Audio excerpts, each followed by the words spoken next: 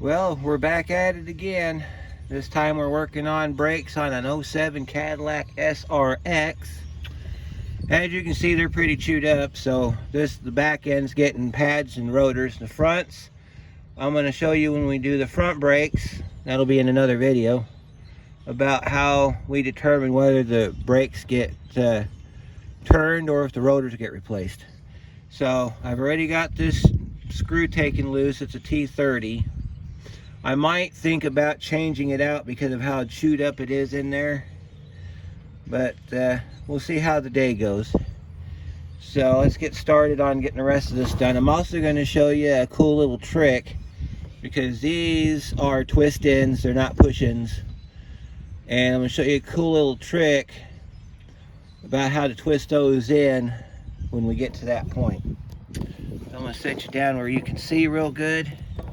You can see what's going on here. There we go. And let's get this party started. I'm gonna put my gloves back on because it's like 40 degrees outside and it's better for me to work. So we gotta get these two bolts out in the back. They are, if I remember right, let's see if I'm right. Yep, 13 millimeter. You take your caliper off your brake bracket. So we'll take that loose, and then we'll come down here and we'll take this one loose. Down here. Well, whoever did brakes on this didn't tighten this up very well, because usually I have to fight on those. You seen this move? Show you how we handle that. I think it's a 17 millimeter, but we'll try a 19 because that's what I grabbed. Yep, it's a 17. Or in a pinch, when you don't have the right size, you can use a crescent wrench or a pair of pliers. And all you're doing is holding it still while you take the screw out. See? All you're doing.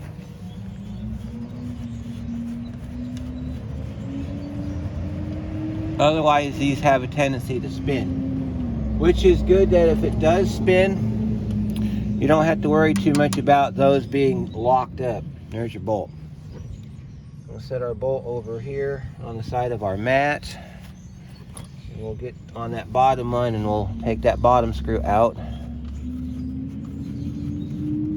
And then we're going to collapse our piston after we get the rotor off. Okay? And I'll show you how we're going to do that. All right, we got to pull our caliper off. Oh, this is a push-in. We got lucky, folks. This is a push-in. This is not a twist-in. So, this shouldn't be too hard to do. Well, on that note, give me 1 second. I'll go get my caliper press tool, and we will press that puppy in. Okay, well, that was a surprise, wasn't it? Especially because all of my research tells me that those are twist-ins. I guess 07, they changed it to a press-in, so we got our press-in tool here. We're going to pull our caliper up. We're going to set it over like this, and we're going to push that puppy in there. So, show you how you do that. Take your caliper, take your tool, and if you want to, you can hold it like that and then push your rod in and then slide that forward. And then put some tension on it here. And let's see if it'll push in. Can you see okay? Okay, we're going to try to push this in then. Look at that. Look at that. It's going right on in there. We got lucky today, folks. Yeah, look at that. Look at that. Oh, wow. That is just so much better than what I was expecting. I was expecting a gigantic mess today, but no, this is going pretty easy. Well, let's take a look at our caliper. Looks just like a regular caliper, so And I don't see a, oh, okay. There's our wheel speed sensor. Okay, the reason why this is like this is because this has a separate parking brake system. On GMs that have the integrated parking brake in the caliper, you have to twist them in because you're also setting that parking brake while you do it. This car does not have the integrated parking brake. You'll see when we take the drum off, your parking brake sits inside the drum, inside the hat as it's called. So let's hang our caliper up out of the way and let's proceed on getting our bracket off, which should be a 17mm socket. If it's like every other GM that I work on, and it is not, it is an 18. Well, let's get our 18 socket on it. Look at that, there it is. Now, because I believe that this might be, well, let's see. They didn't get these very tight, so I wonder if that's very tight. Let's find out, shall we? Not really.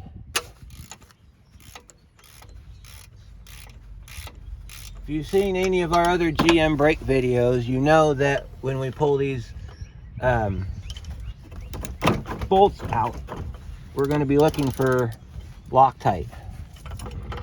And we're looking for Loctite because if it's got Loctite on it, we've got two options. We can either replace the Loctite or we go and get new bolts with Loctite already installed on them. Got to move this out of the way so I can get in here. All right, it wants to be an idiot, so we will treat it as such. Let's call in Miss Bertha here. The bottom one wants to be a pain in the back, so we're gonna give it just cause to be said pain in the back as soon as I can find my adapter. Okay. There's my adapter right there. By the way, if you haven't bought any of these yet, these are the step-down adapters, impact grade. I got this from Harbor Freight like 4 or 5 years ago. I don't leave home without them. They're my best friend. I had a set that you get like from Home Depot, and they broke on the second use, snapped clean off. And this is why you bring Bertha out. I mean, our 3/8 drive ratchet does an awesome job, but when you have them hard to reach or stubborn bolts, you bust out Bertha. I got that. She has a sister named Baby Bertha. I got those from my grandfather's garage. He passed away about 37 or 38 years ago, and my grandmother passed away about 6 years ago. And so part of the estate was the tools, and I got that part of the estate, which is fine by me. There we go. Let's take a look at our bolt. Oh, yep, it's got orange Loctite on it. See that? So we might have to put some blue Loctite back on these before we put them in. But what I will do before we go that far is I will check with the parts store and find out if they make replacement brake caliper bolts for this vehicle. If they do, and they're not too expensive, I might just go ahead and put new bolts in this car. So we'll see what happens. So the cool little trick I was going to show you was after you get the rotor off, you put the caliper bracket back on, okay? Then you put your brake caliper back on the bracket, and then use that as like a bench, and you take your tool and you turn the rotor, or turn the piston in. But since we didn't have to do that, see, that one's got orange Loctite on it too. I don't know if you can see this very well, but right in there, you see right there, that is OEM factory Loctite. So what that meant was whoever did this the very first time used an impact to break those loose, because that's the only way you get them off. Now, when we put blue Loctite on it, you can still get it off with a ratchet. You don't need to use an impact. There's a torque value involved, which I will have to get because I don't have it available. Here's our pads. So as you can see, they're pretty spent. We'll clean this up later. Set that to the side. Now, before I started filming today, I went ahead and got that broke loose in case that sucker spun out and I had to use the drill and drill it out, because when these Torx bits, when they get to a certain point where they don't want to turn no more, you have to drill them out. Otherwise, you won't get your rotor off. It's a big, nasty ordeal. And the end game is you just can't put a screw back in here afterwards. Now, these come with blue Loctite on them from the factory. I don't know if you can see me very well doing this, but these come with blue Loctite on them from the factory. I don't expect to see any, nor do I put any on it when I go put them back in. I just put them back in and snug them up. See, this one's what it is. So we'll set that down there. Take our rotor off. I'll kind of scoot back a little bit here so I don't get stuff all over me. And there it is, folks. There's the inside of your brake rotor. You can see, I'll show you some stuff here. All right, we've got, this rotor is rough, trust me. What you see is how it feels. We got some fault lines right there. Fault lines are where the rotor may have gotten hot in cold weather, and it happened on more than one occasion where it actually changed the chemistry of the metal. You get little fault line cracks like that. Normally they come out when you turn them, but you see this here, that surface is what you got on it. As hammered as this one is, I'm not turning it. I will just go through and replace it. Now, when it comes to your parking brake, this is your parking brake ring right here. All right, and then you take this bolt and this nut loose and you knock the axle out, because this is rear-wheel drive. And you have your hub bearing right here that you have to take out. Now, this hub bearing comes out like every other GM does. It's got the 3 bolts in the back. But what's unique about this parking brake system is it looks to me like your wheel speed sensor, which is this wire up here. Let me get you a better look at this so that you can see what I see. All right, so let's examine. All right, that right there is your parking brake cable, comes down into there, okay? This up here is your wheel speed sensor for your ABS brakes, goes into here. And then you can't see it, but inside here is your sensor. So if I had to guess, if we ever have to do a wheel speed sensor on this vehicle, we have to pull the parking brake assembly off to get to it. And the parking brake assembly looks like it's bolted onto the hub bearing, which it looks like it is. Now, we're gonna leave these alone because we're not changing the parking brake. Customer stated they did not want the parking brake serviced. It looks like it's okay. We'll brake clean it and put it back together. So that does it for the tour. So let me go and get our parts, and we'll put this side together and then wrap this video up, because the other side's going to be the same. And there's no sense in me taping both sides when one side suffices. And then we'll go from there. All right, we got our parts here. Show you what we got. This is our rotor. There's your part number for your rotor. This is the back rotor. And then, surprisingly, these are your pads. I say surprisingly because OEM pads for this vehicle is semi-metallic, And I've always thought, being Cadillac, it would be ceramic, because ceramic's the best material out there.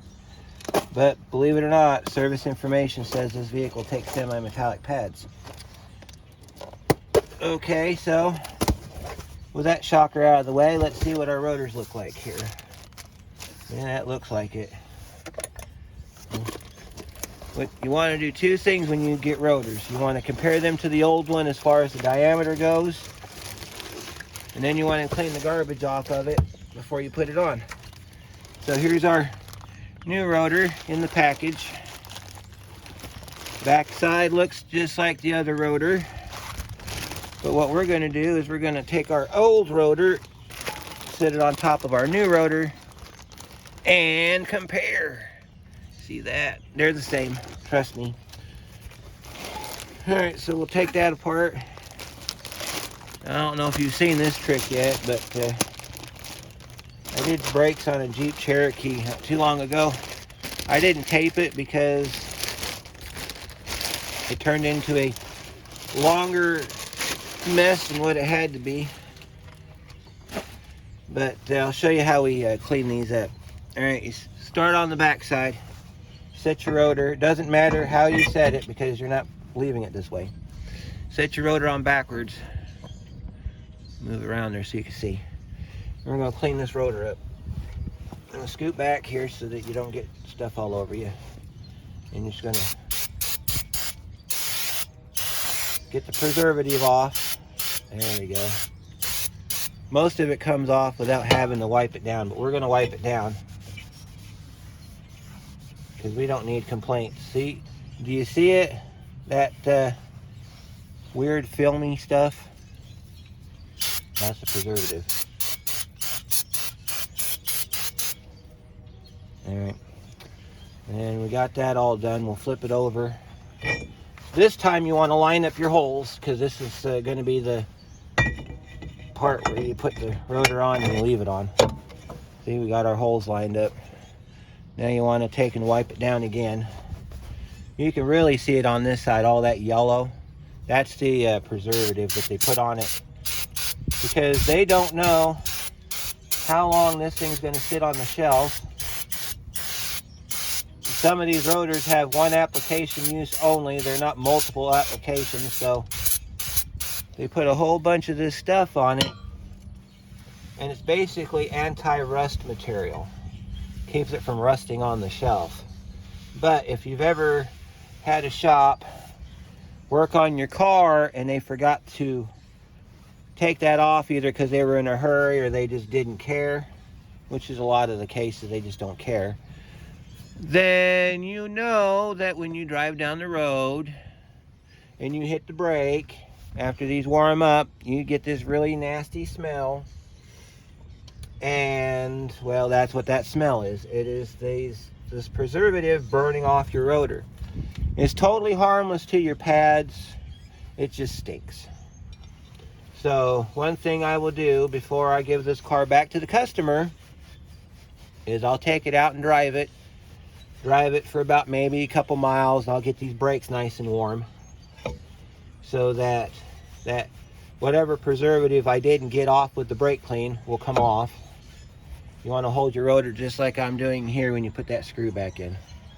If you don't want to reuse, by the way, I didn't tighten that up, and I won't tighten that up because of how screwed that bolt is. If you don't want to use this, and it's perfectly fine if you don't, then what you want to do is you want to put a lug nut here and a lug nut down here across from each other. It could be this one, this one, this one, whichever, to hold the rotor on so that when you get the bracket back on, you're not fighting to put the bracket back on. Speaking of bracket, we've got to get ours ready to go. So let's see if we have in our kit replacement hardware, because sometimes you do not get replacement hardware in these semi-metallic kits,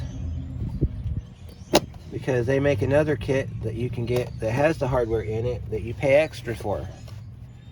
Well, okay, so, and then of course this has a chart on it if you want to take a peek at that for a second. tells you about checking the pads for wear. All right, so all we have are these things. These are our pads. And so we got to look at our pads that we've got. And they do have wear indicators on both sides, but we're going to have to reuse our hardware, which is about normal when you do this. So we push these out. These are non-discriminatory, which means that whatever two pads you choose goes in any way you want. Doesn't matter. There's our bracket emptied out. Now what we're going to do is we're going to spray the bracket down, get all the crap off of it. So, oh, before we do that, we need to do this. We need to check our slides. They're nice and good, ready to go. We will not re-grease these since they're good. If the car comes in again later on, like in a year or so, and we got to do brakes on it again, and these have getting a little bit stiffer, as to say it takes a little bit more effort to move them, we'll take them apart at that point, and we'll take care of it then. But for right now, it's good the way it is. And I might have to go get me some more brake clean. So we'll do that when I get done with this, because I don't think I need brake clean for anything else. All right, so you want to grease these before you put your pads on. So we got our caliper grease, which I'm running out of. I'm gonna have to go get some more. All right, so get you a glob.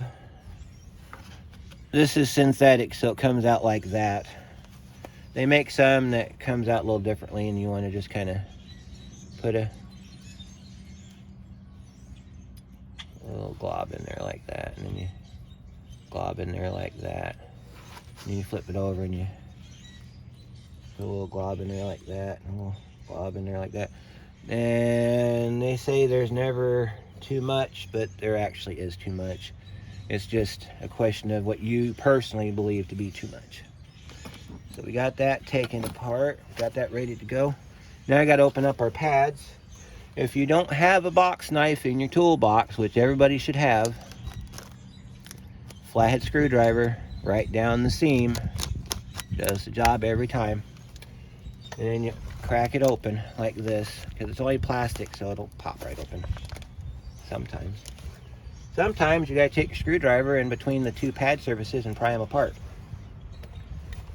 But yeah, I'm actually surprised this does not have ceramic pads on it. I mean, I was ready to put ceramic pads on this vehicle, but OEM says it's semi-metallic. So here's our pads, and here comes the damn train.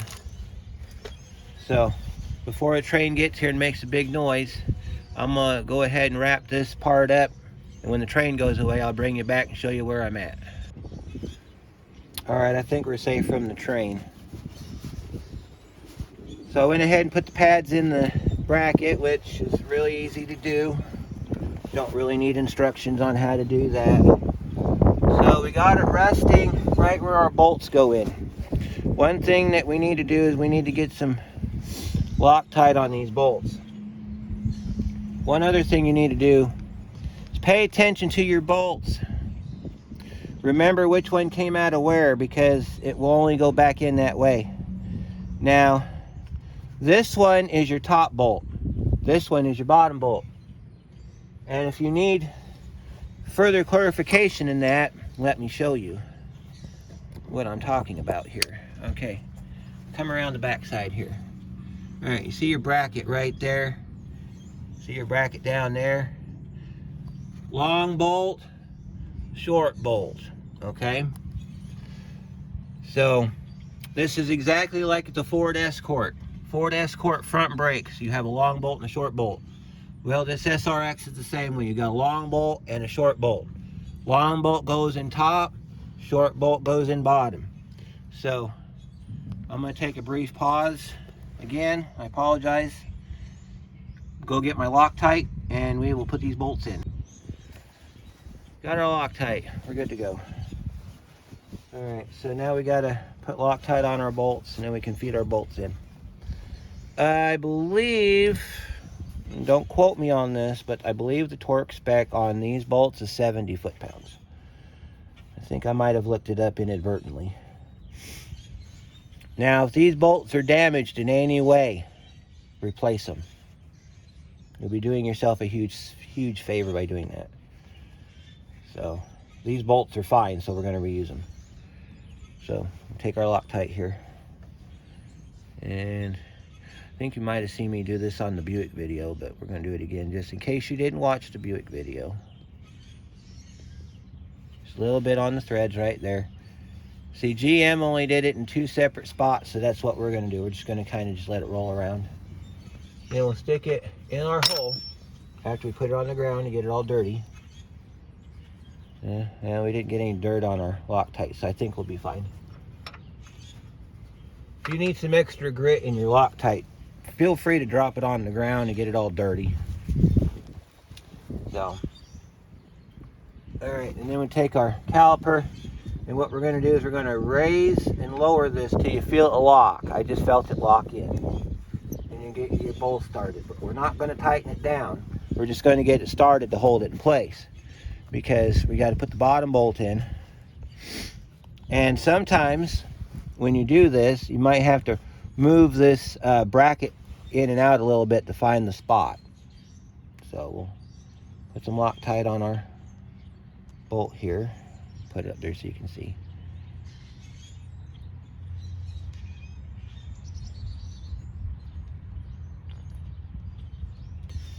Alright, I'm running low on Loctite, you can tell. Got our Loctite on our bolt. We're going to put it back in the bottom here. We're going to raise this till you feel it lock. I felt it grab. Didn't have to pick it up very far. And then we're going to zip them down by hand with our wonderful ratchet in the world once we find it. It's mad at us, so it was hiding. Alright, set it to on. Doesn't matter which one you do first, because we're going to torque these to 70 foot-pounds. So we'll zip these bolts in real quick. Be easier if I had my electric impact or my electric ratchet with me, but I left it in the car, and I'm not getting back up again until it's time to put tire on. Okay. Just snug it to start with, okay? You just want to snug it to start with. Take your hand if you need to and kind of pinch on the bolt head of the socket a little bit to give it a little bit of friction until this thing gets going, and then you can just do that with it.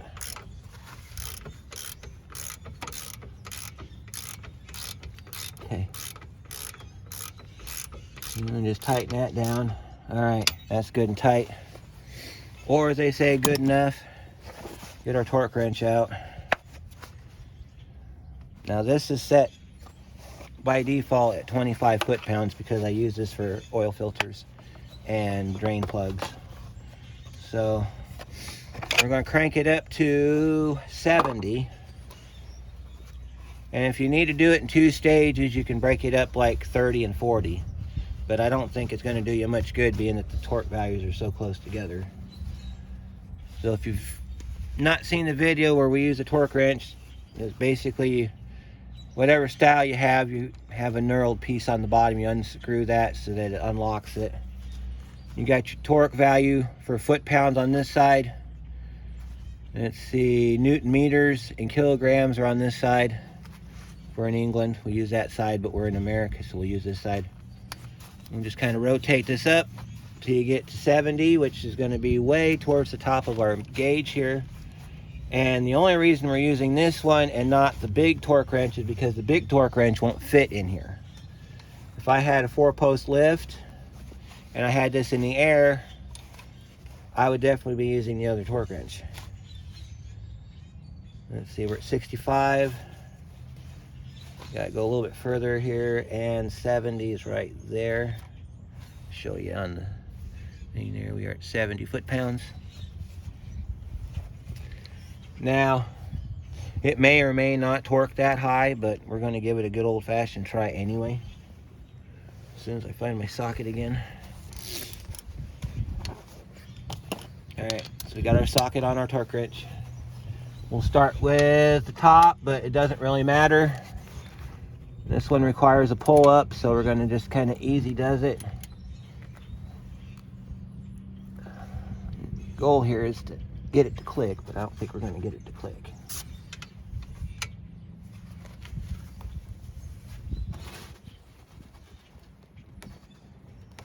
Okay.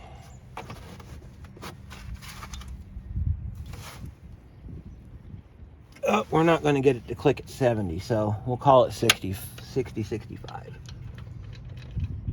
Matter of fact, we can check it. We'll roll it down to 60. 10-pound difference, or 10 foot-pound difference isn't really a whole lot. Doesn't become a whole lot till you get to like 20, 30, 40 foot-pound difference. Then that's a whole different story. So we got it down to 60. Let's see if we can get it to click. Oh my goodness. There it is. Sorry about my foot in the way there. If you saw my foot in the frame, that's because I had to brace myself, because I'm sitting down trying to do this, and usually when you torque, you're standing up.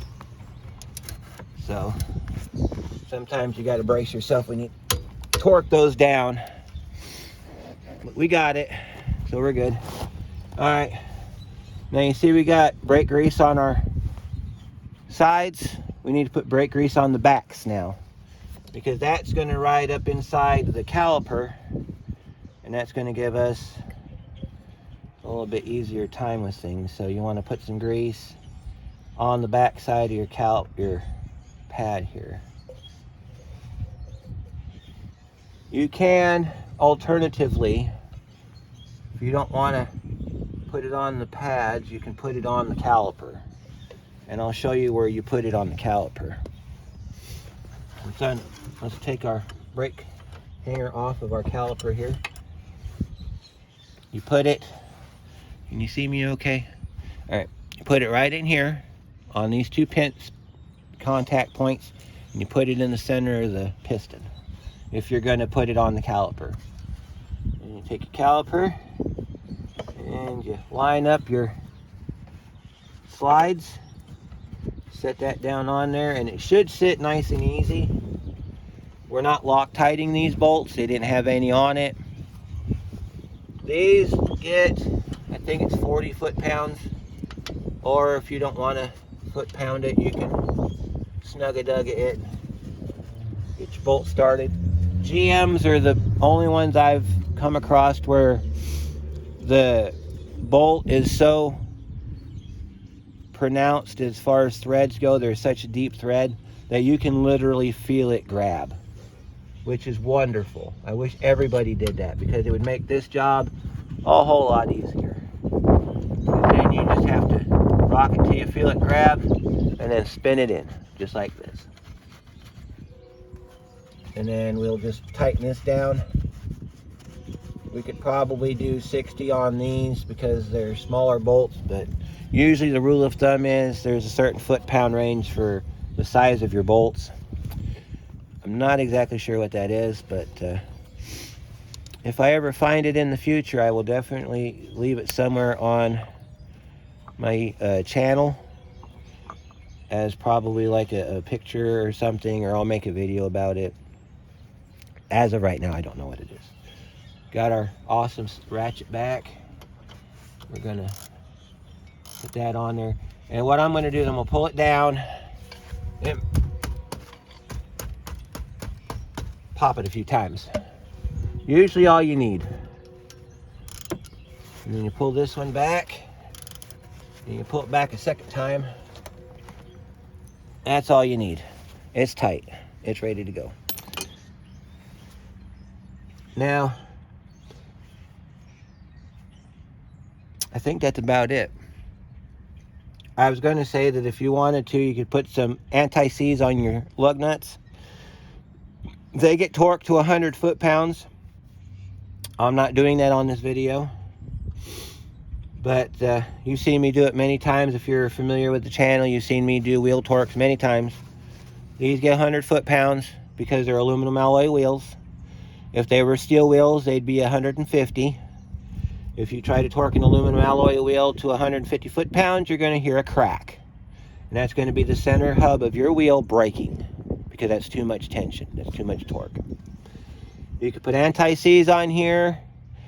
I usually only do it in cases where I had problems getting the bolt off. Like if I had taken the tire off and I saw rust on any of these studs, I would put some anti-seize on it after I wire brushed it. But that's it for this video. I'm going to get the other side done. Same way happens on this side. Then stay tuned, because we're going to do a video on the front brakes. So we'll see you then. Try this again. Guess what? You get bonus footage to the back brakes video. So this is our driver's side. It's kind of rough, but not too bad. The reason I brought you in here is because, one, this caliper bracket bolt, these are the bolts that went to the caliper. Apparently they've been replaced. This is what they look like if they've been replaced. Okay. Second thing is our bolt kit. Our slides have been changed. That is why we have new bolts.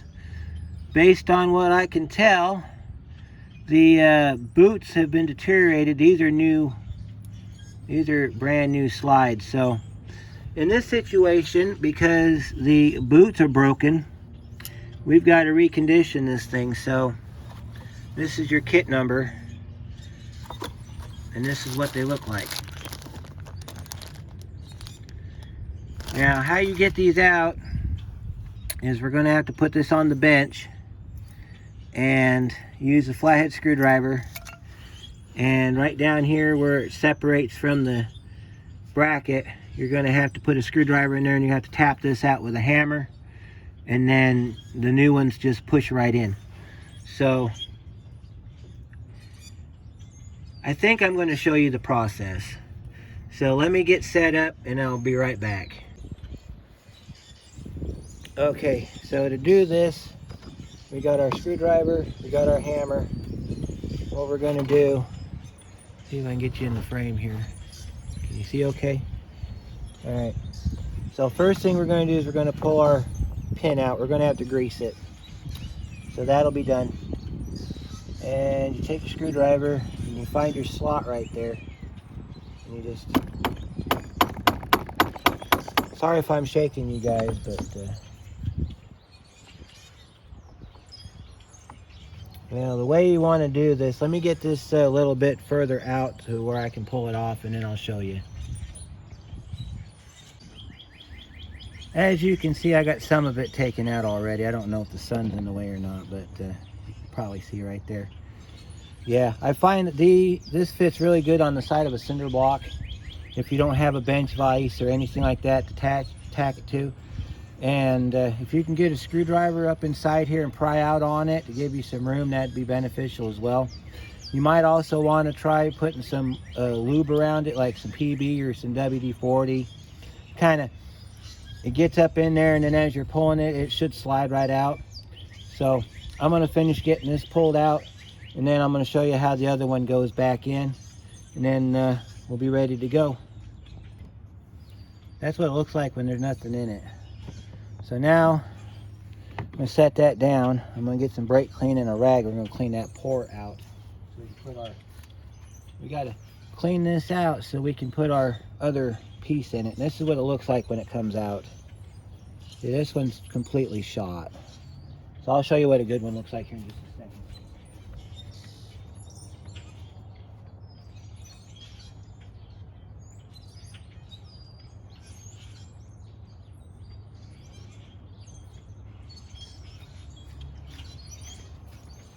And because we're going to be putting it back together, I got my brake grease.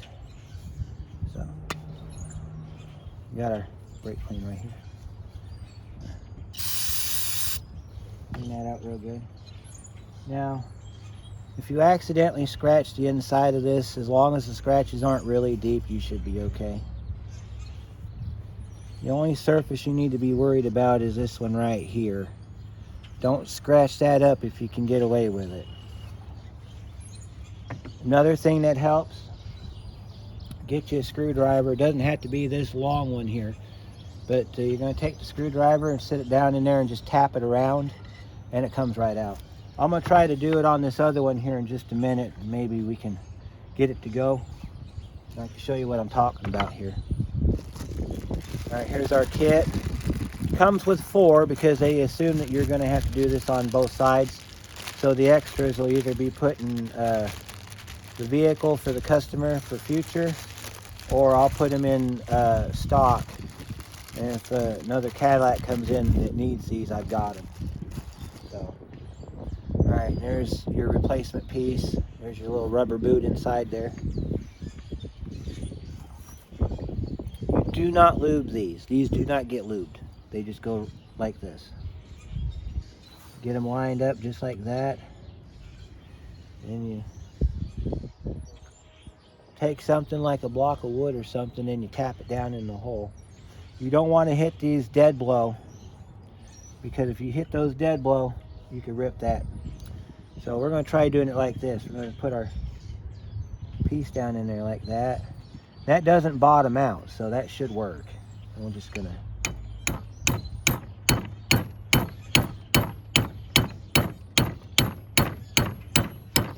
well, it's not working, so we're going to have to do plan B.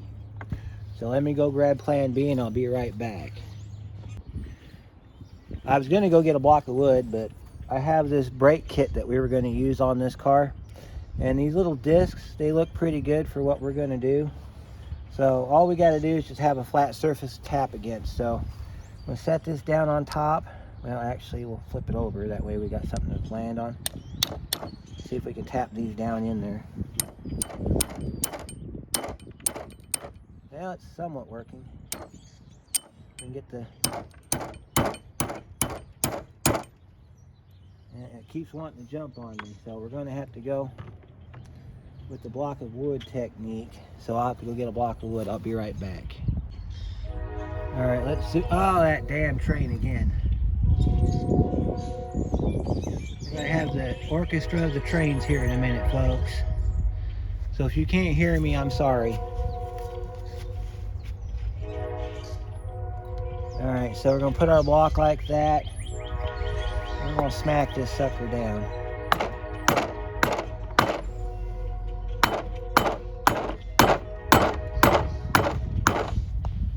Yeah, it wants to go in crooked because we have an uneven surface, but you get the general idea.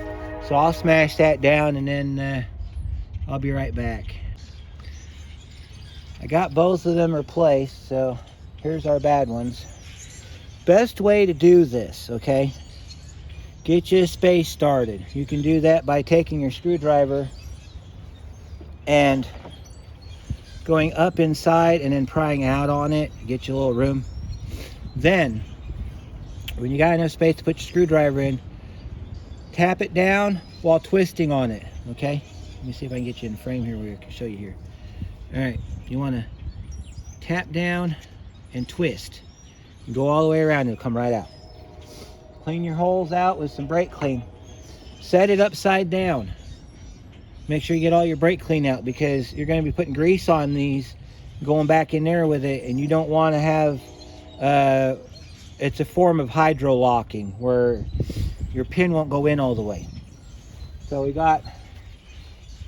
have that setting down. This is what it looks like. We're going to go ahead and grease these, and then we will reinstall. Get you over here out of the sun so you can see what we're doing here.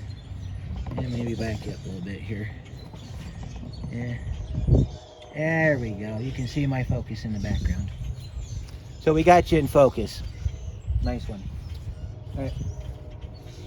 And then of course I'll go through and I'll clean the slides up like we did on the passenger side video that we're going to make this a part of. So earlier in the video we cleaned those up because we found our hardware kit didn't have any. So I'll do that off camera, and then this should be all the goodies that you're going to need. And then I'll bring you back for the front video. When you put these in, twist them, move them back and forth. Don't worry if it spits grease out, because you want that, because you're going to push those in, and it should grab the rubber. It should grab the rubber. If it don't, you're going to have to use a pick and pull the rubber out, and then put the slide back in, put the pin back in it until it grabs that groove on the back, and then you're good to go. So with that being said, here's your bonus footage, and we will see you on the front brakes.